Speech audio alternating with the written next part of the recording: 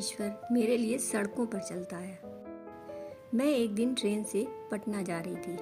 वहाँ एक दिन का काम था।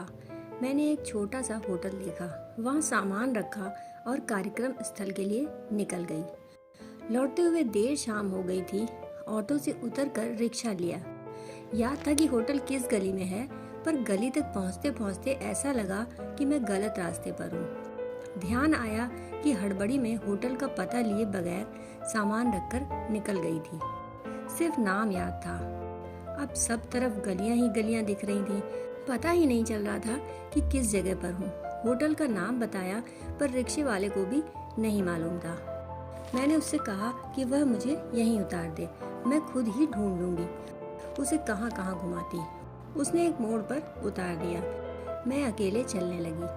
कुछ देर बाद ऐसा लगा कोई अब भी मेरे पीछे है। मैंने देखा वह रिक्शा वाला गया ही नहीं था, पीछे पीछे चल रहा था। मैं थोड़ी देर रुकी, वह भी रुका। अब अजीब लग रहा था, थोड़ी बेचैनी भी। मैं आगे बढ़ने लगी। देखा कुछ दूरी बनाकर वह भी बढ़ रहा है। थोड़ी देर खड़ी रही, देखा वह भी खड़ा है। कुछ सोचने के बाद मैं वापस लौटकर उसके पास गई। पूछा, आप क्या कर रहे हैं? उसने कहा, क्या हो गया, आप पीछे पीछे क्यों आ रहे हैं? रिक्शा वाले ने कहा, इसलिए आ रहे हैं कि देख रहा हूँ तुम रास्ता भटक गई हो। इससे आपको क्या, आप जाइए, मैंने कहा। अब उसने कुछ झुंझला कर कहा, कहीं नहीं जाएंगे, रात का समय है और देख रहे हैं कि तुम्हें कुछ पता नहीं है शहर का। पैसे की बात नहीं है, हम खड़े हैं इधर, तुमको होटल मिल जाए फिर हम चले जाएंगे। मैंने देखा वह कहीं जाने को तैयार ही नहीं था। उसे छोड़कर मैं आगे बढ़ती रही। जब भी पलट कर देखती वह दूर खड़ा मिलता। खुद पर गुस्सा बहुत आ रहा था। सारा सामान उसी होटल के कमरे में था। बहुत देर बाद एक जगह खड़ी खड़ी सोचने लगी कि क्या करना चाहिए। तभी पलट कर देखा, जहाँ खड़ी थी वहीं वह होटल था जहाँ सुबह सामान रखा था। मैंने चैन की सांस ली। उस आदमी को इशारा किया तो वह पास आया।